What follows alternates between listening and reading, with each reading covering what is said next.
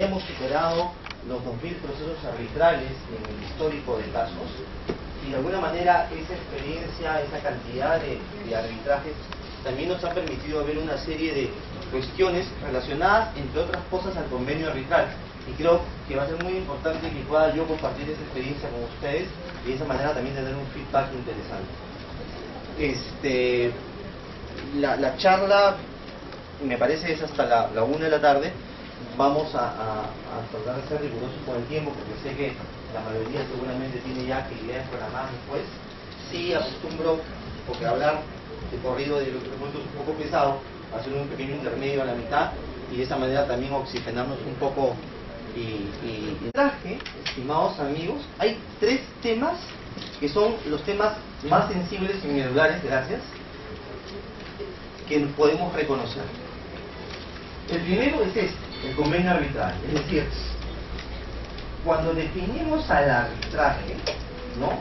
El primer concepto que nos viene a la cabeza, y de repente ustedes lo han tocado ese tema con el doctor Matthews el sábado anterior, es el concepto de que estamos ante un acuerdo de voluntades entre 2 partes dirigida a solucionar cualquier disputa o controversia a través de la participación y decisión de un árbitro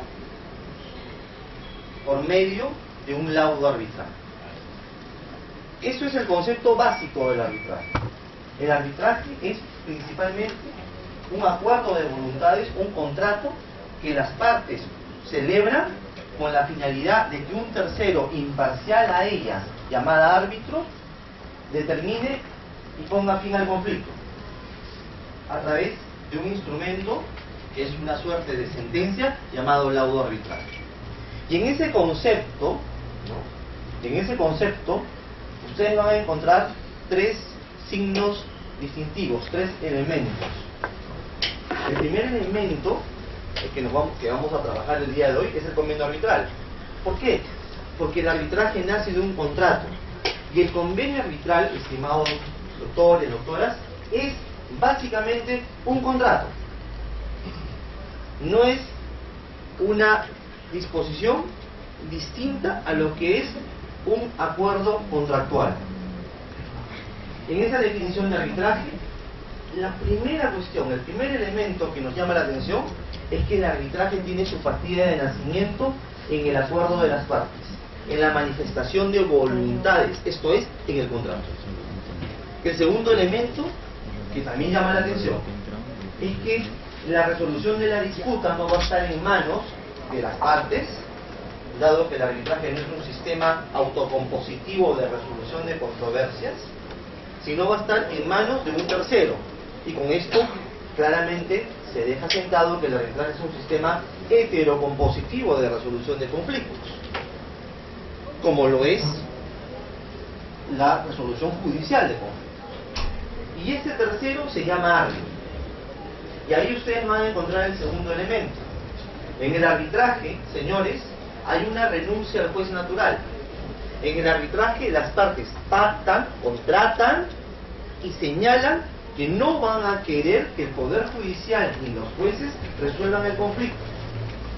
Y justamente esa autonomía de voluntades de las partes hace que sean ellas las encargadas de decidir a su juzgador, de elegir o de designar a su juzgador. Y ese juzgador es el árbitro, tema que de hecho ustedes más adelante en el curso van a trabajar. Pero ahí está el segundo elemento importante, el árbitro, como actor que resuelve el conflicto. Y el tercer elemento importante, que también está en la definición esta que les di hace unos minutos, está referido al laudo arbitral. Porque el conflicto en el arbitraje que resuelven los árbitros o el árbitro se trasunta, se plasma en este documento particular llamado laudo, que es una suerte de sentencia, les decía, que tiene autoridad de cosa juzgada, que es de obligatorio cumplimiento para las partes desde su notificación y que además, y acá está la diferencia con una sentencia común y silvestre, es definitiva y es inapelable. En el arbitraje no hay doble instancia. Por tanto, lo que dicte el árbitro, lo que laude el árbitro, va a ser definitivo. Más allá del tema de la anulación del laudo, que va a ser un tema que ustedes van a estudiar, pero que no es un tema de análisis de fondo de lo laudado, no es un tema de examen de fondo del razonamiento jurídico seguido por el árbitro al momento de emitir el laudo. Es un tema formal. Por tanto, en lo sustantivo, el laudo es único, definitivo, inapelable, de obligatorio cumplimiento y ejecutable inmediatamente, salvo excepciones. Entonces vean ustedes que el arbitraje como concepto tiene a su vez tres elementos fundamentales: el convenio arbitral, el árbitro y el laudo. Estos tres elementos o tres nociones que están presentes en esta definición llenan de contenido el arbitraje y lo hace este animal especial, distinto, que no se puede comparar con un proceso judicial ni con un proceso administrativo, que tiene reglas de juego distintas y que tiene principios y un desarrollo de su procedimiento también diferente. Esto hace también que el arbitraje no utilice supletoriamente reglas del Código Procesal Civil, que es un error común en muchos abogados, pensar que supletoriamente se aplica el CPC, y eso no es así. Tampoco las normas de administración o administrativas. El arbitraje tiene entonces una forma de desarrollarse muy particular, que nace justamente del contrato, y que es particular porque tiene esa partida de nacimiento, que es el contrato, que es ese acuerdo de voluntad de las partes, que es lo que vamos a ver hoy día, el convenio arbitral. Entonces, la charla de hoy día es interesante porque vamos a trabajar el primer tema medular en todo sistema arbitral, que es el convenio de arbitraje, o lo que también llaman otros cláusula arbitral. Por si acaso, paréntesis, hablar de cláusula arbitral o de convenio arbitral o de contrato de arbitraje son sinónimos, estamos hablando de lo mismo. Muy bien. Refrescando un poquito, y acá apareció el PPT felizmente. Refrescando un poquito, algunos antecedentes. El convenio arbitral como institución jurídica no tiene mucho tiempo de desarrollo legislativo en el Perú. De hecho, hasta la ley del año 92, ojo, recuerden ustedes, seguramente lo han visto, en el Perú ha habido 3 leyes de arbitraje: el año 92, el año 96, que fue la Ley General de Arbitraje, y la vigente del año 2008, Decreto Legislativo 1071. Bueno, ¿qué pasaba en el Perú hasta el año 92 con la primera ley de arbitraje? Teníamos en nuestras definiciones, ¿no?, 2 conceptos referidos a la cláusula arbitral. Conceptos que eran la cláusula compromisoria y el compromiso arbitral. ¿Qué venían a hacer estos conceptos? Básicamente, lo que el Código Civil del 84 y lo que la primera ley de arbitraje del año 92 nos decía, es que para hacer un arbitraje, para hacer efectivo un arbitraje, tú tenías que firmar o establecer 2 contratos, no 1, 2. El primero, un contrato preparatorio llamado cláusula compromisoria, donde tú justamente te comprometías a que de haber un conflicto futuro, te pondrías en contacto con tu contrario para definir el contrato definitivo. Ese contrato definitivo era el compromiso arbitral. Y así teníamos esta situación dicotómica, donde yo tenía que dar 2 pasos para entrar al arbitraje y no 1 como está la fecha.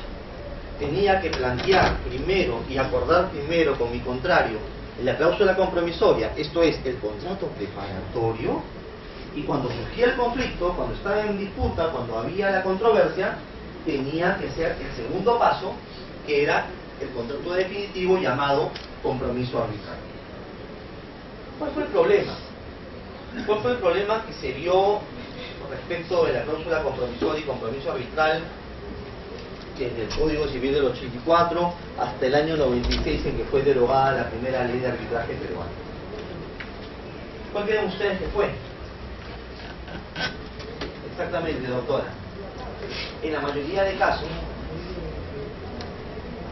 el demandado o quien en teoría estaba en falta, estaba en incumplimiento contractual, no quería y no firmaba el contrato definitivo, no firmaba el compromiso arbitral, y si no firmaba el compromiso arbitral, pues no había arbitraje, porque acuérdense que hasta el 96 tú requerías 2 contratos, 2 pasos para hacer arbitraje.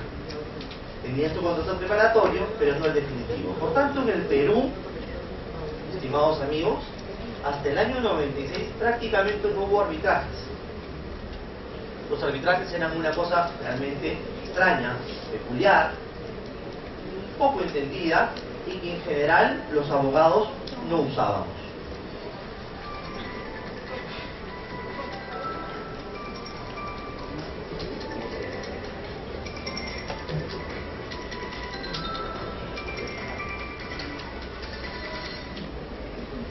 Agradeceré encarecidamente que celulares, libros y cualquier otro instrumento que la tecnología nos provee puedan ser apagados. Gracias. Sí, doctor. Sí, hasta el año 96, en efecto, hasta el año 96 teníamos este problema conceptual que hacía que el arbitraje sea algo bastante inaccesible.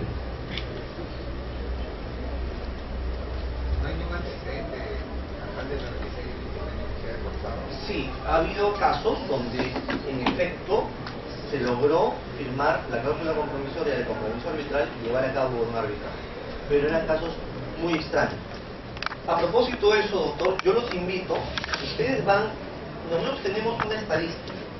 Si ustedes van a la página web de la Cámara de Comercio de Lima, www.camaralima.org.pe, entran al link de arbitraje, ¿no? Y entran a su vez a un link llamado estadística. Ustedes van a ver año a año cuántos arbitrajes hubo desde los 90 con la nueva ley del año 92 hasta la fecha.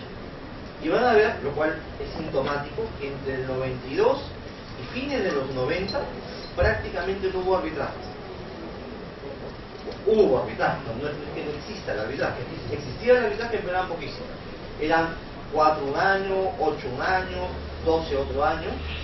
Y es a partir del 98-99, donde ya produce efectos la ley aprobada en diciembre del 96, donde el número empieza a crecer. No es casualidad, evidentemente, es estadística. La estadística es el reflejo de una realidad. Sí. Y en esos casos, por ejemplo, ¿cómo hacía el interesado si solamente tiene un contrato comparatorio? Que estamos hablando de 18 años transcurridos, 72 a la fecha. Ajá. ¿Cómo el Poder Judicial o cómo han resuelto ese proceso? Bueno, lamentablemente, ahí, por ejemplo, si usted suscribió una cláusula compromisoria, un contrato preparatorio, y mañana más tarde surgió el conflicto, y usted le decía a su contraparte, oye, vamos a hacer ya el contrato definitivo, y esa contraparte no quería, usted truncaba o tenía trunco el arbitraje, y no le quedaba más que demandar judicialmente. Así es. No podía ejecutar su convenio arbitral, en otras palabras. Sin embargo, por suerte, el año 96, ante esa problemática que ustedes mismos han detectado, cambia el paradigma. Y se dice, oye, para hacer arbitrajes es inútil, es muy complicado establecer estos 2 pasos, estos 2 contratos. Hagamos, siguiendo la legislación moderna, la doctrina moderna, que el arbitraje sea un mecanismo de fácil uso, un instrumento a disposición de todo el mundo en un solo acto. Este acto es ese acuerdo de voluntades llamado convenio arbitral. Y es el año 96 justamente, con la Ley General de Arbitraje, la 26572, que instaura este nuevo concepto, ya moderno, de convenio arbitral o cláusula arbitral, y donde sí se borra toda esta idea de cláusula compromisoria, compromiso arbitral, y se dice, oye, para hacer arbitraje no necesitas hacer un contrato preparatorio previo, no necesitas movilizar, ¿no?, todo un aparato para después truncarlo porque no hay contrato definitivo. A partir del 96 entonces, doctores, doctoras, tenemos si la definición propiamente de convenio arbitral